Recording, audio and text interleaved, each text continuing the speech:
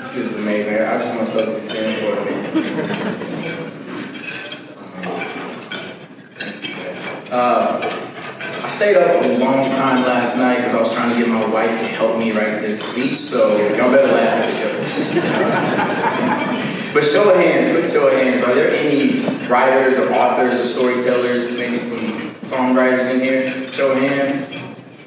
Okay. Nice. Nice. I asked that because I think that, this is Impact Breakfast, and there is nothing to me that is much more impactful than the written story and the written word. And by the end of this, I hope that I can prove to each and every one of you that you can become authors and you can become the storytellers and tell phenomenal stories. Speaking of stories, I want to tell a story about a man who's had a great impact on my life. See, when I see these big bright lights flashing in my eyes, it takes me back to a time when I was riding behind an ambulance watching lights flicker. And in the back of that ambulance is my grandfather, Pops. And right before Pops was in that ambulance, he gave me a call. He was out of breath. And he said, "Reggie, I need you to come help me." And so I rushed over, and I bust through the door, and I saw Pops laying there on the ground, shivering, with a coat over his face and over his body. And I literally thought that this man who had such a great impact on me was dying right in front of me. So I immediately called 911. And while I was on the phone with the 911 operator, I'm frantic and I'm panicking. Pops looks over to me and he says, "Reggie, come here. You see those cigarettes on the table over there?" I'm thinking, "Pops, this ain't the time to be smoking." It's not the time to be smoking. But then he said, "I need you to flush those down the toilet." Because Pops knew good and well when that EMT showed up, they didn't want to see him smoke. He was a lifetime smoker. It caused a lot of health issues for him. But as a good grandson, what I did? Flush those cigarettes down the toilet. But, on the phone with the EMTs and sitting there watching Pops shiver and shake, it took 12 minutes until the EMTs rushed through the door to put Pops on the stretcher and crawl him out. Those 12 minutes, while that's a short period of time in the grand scheme of things, it felt like a lifetime for me.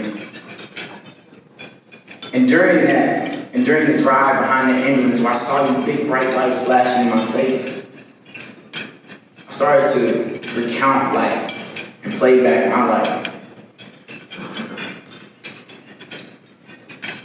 Pops was the last person of the people who raised me that was still in my life at the time when I saw him shaking. And I thought that I was about to lose him. See, all the others, as sad as it is, I lost them, either to death or estrangement. My sweet mom. My mom was just 14 years old when she had me. 14, baby. But she instilled so much perseverance, so much strength, so much grit in me, which was probably instilled in her by her mom, my grandmother, who was only 29 years old when I was born. Y'all imagine me with a 1-year-old grandchild right now? And my dad, a man who I love and despise. He was just a teenager himself when I was born.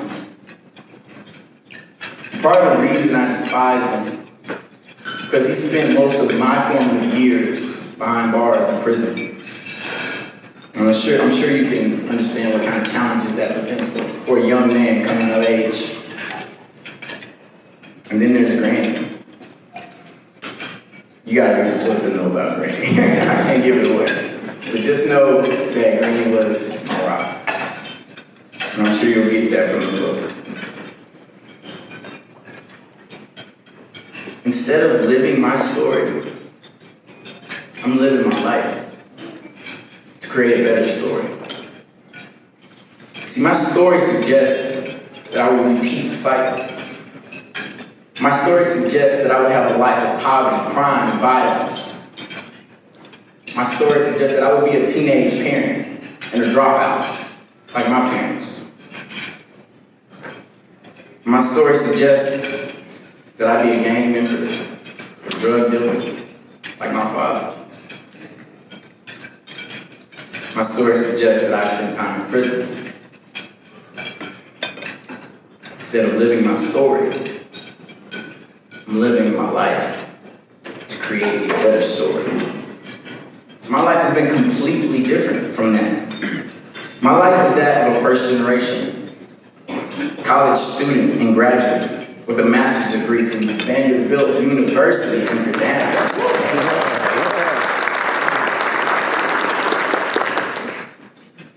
My life is that of a bestselling author.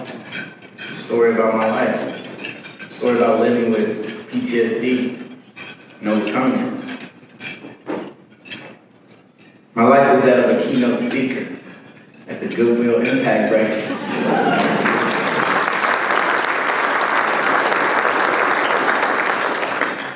My life is that of a successful entrepreneur in the financial services industry as the founder of Rose Creek Wealth Management. And I ask you, have you heard of the rose that grew from a crack in the concrete? Through all the perceived impossibilities, the rose with very little soil, with poor light, with no water, grows to reach the sun. It blossoms, it shines, it looks beautiful. That is my life. I am the rose. And I would not be where I am without the opportunities that I've been blessed with. Time after time, people have seen things in me that sometimes I can't even see in myself. It was my obligation to make sure that I took advantage of those opportunities every time they presented themselves. Choices and chances. Making the right choices. Being provided chances and jumping on. That's what life is about. Somebody who understood this was Pops. He always provided me with a number of choices and chances throughout my entire life. One of my favorite opportunities that Pops gave me was the chance to work with him during the summer. Pops was a truck driver his entire life, drove 18-wheelers across the country, moving families from different homes to different homes. This is how he presented the opportunity to me. Pops was a funny man. He said, you can either work and make money with me during the summer, or you can sit here curled up next to your grandma's smelly feet. Safe to say I chose to work. But somebody who I thought didn't understand what life was about, choices and chances, was my dad. So my dad made the choices to sell drugs, and go to prison. But as I've gotten older, I've been able to extend grace toward my dad for those decisions. Growing up as a young black man in the 70s and 80s, he was faced with so many challenges that I now know. With the rise of mass incarceration taking off right as he was born, he and a lot of people who look just like him had huge targets on their backs. And while I believe that life is about chances and choices, I feel that sometimes the chances are limited or taken away. And the choices are sometimes made for them before they even take their first breath, walk their first step, speak their first word. Ensuring that they live their stories, not their lives.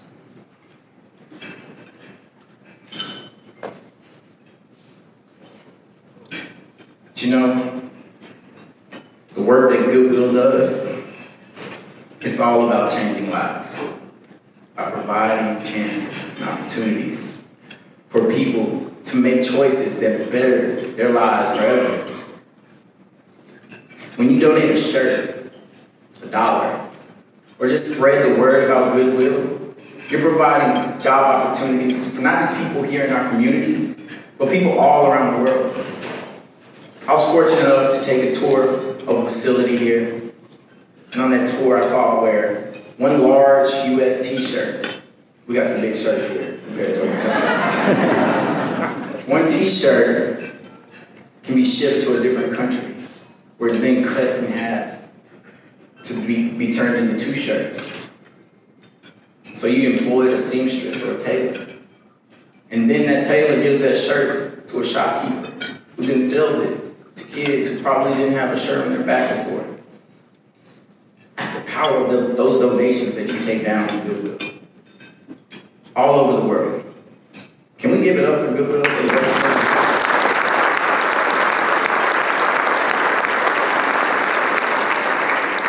It's truly life-changing. I would love to tell you that Pop survived the day he was rushed to the hospital. And he did. And that night, I witnessed something that was so impactful. It changed the way that I looked at life forever. See, his night nurse, after they stabilized, and came to his room and asked him. She said, "Pops." No, she didn't say Pops. She said, "On a scale of 1 to 10, how peaceful are you?" Pops looked her in her eyes, and he said 10. He was at peace. The next day, after I told Pops that I'd just been featured as top 100 in Finance magazine, Pops seized up and died. But instead of my heart breaking, it was held together, knowing that Pops was at peace. Through all the ups and downs, through all the life, through all the story that he lived, he was at peace. And isn't that what we're all searching for in life? Peace, happiness. When I asked her earlier how many authors we had in the room, I saw a couple hands. But now I want to challenge you to realize the power you have to become the author of your life. Let me show y'all something. This is my affirmation card. If you can't see it, it's a picture of a little black boy looking at a rose growing out of concrete. I made this about 10 years ago. And on the back, I have handwritten affirmations. These are things that I say to myself on a daily basis. I am statements. I think the written word is so powerful. And one of them I want to share with you all. It says, "I'm looking around at the faces of all the people I'm helping.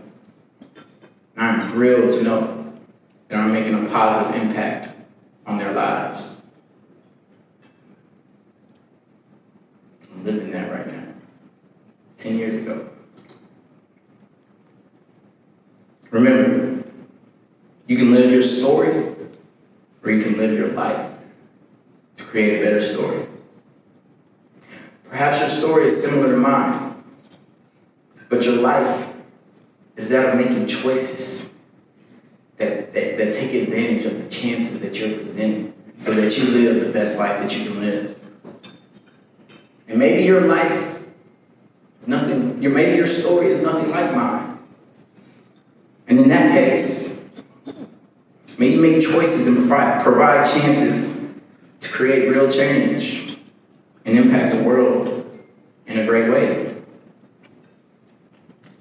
Because you see, even if you don't write your story while you are alive, it'll be written indirectly. It's called an obituary or eulogy. And that'll sum up everything that you're about in your life. And we've heard some that are so generic because we knew the person's life. We knew that you just had to say something nice about them at their funeral. But what was their real substance?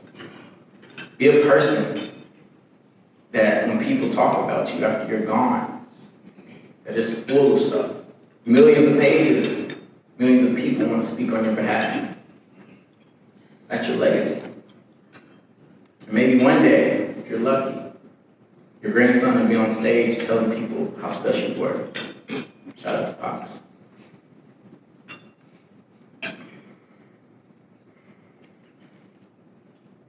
So show of hands. How many authors we got in the room today? Here we go. There we go. Now I've been up here for about 12 minutes. Not a long time. But it's the same amount of time that I was on the phone with 911 when I was sitting there watching Pops shiver and shake in front of me.